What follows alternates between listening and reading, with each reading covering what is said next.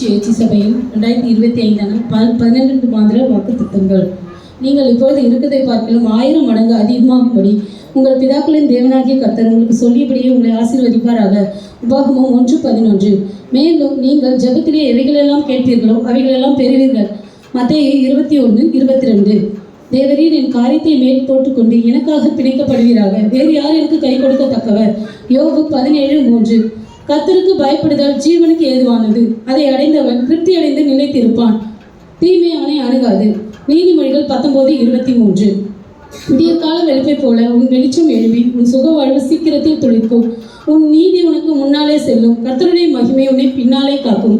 ஏசாயா 58:8. கர்த்தரே ஆவியானவர். கர்த்தருடைய ஆவி எங்கேயோ அங்கே விடுதலை உண்டு. 2 கொரிந்தியர் 3:17. நீங்கள் மனுஷருடைய கட்டளைகள் யாவற்றிற்கும் கர்த்தர் நிமித்தம் கீழ்ப்படியுங்கள். 1 பேதுரு 2:13. ஆதலால் இதோ நான் அற்புதமும் ஆச்சரியமான பிரகாரமாக இந்த ஜனங்களுக்குள்ளே ஒரு அதிசயத்தை செய்வேன். ஏசாயா 19:24. நான் உன்மேல் அன்பாய் இருக்கிறதை அறிந்து கொள்ளும்படி செய்வேன். வெளிப்படுத்துதல் 3:9. அப்படியே அவர் உம்மையும் நெருக்கத்திலிருந்து விலக்கி ஒடுக்குமில்லாத விசாலத்திலே வைப்பார். உம்முடைய போஜன பந்தி கொழுமையான பதார்த்தங்களால் நிறைந்து இருக்கும். யோபு 36:16. கர்த்தர் மறுமொழி கொடுத்து தனது ஜனத்தை நோக்கி, நான் இனி உங்களை புறஜாதிகளுக்குள்ளே நிந்தையாக வைக்காமல் உங்களுக்கு தானியத்தையும் திராட்சை ரசத்தையும் எண்ணெயையும் கொடுத்தேன். நீங்கள் அதனால் திருப்தியாவீர்கள். யோவேல் 2:19.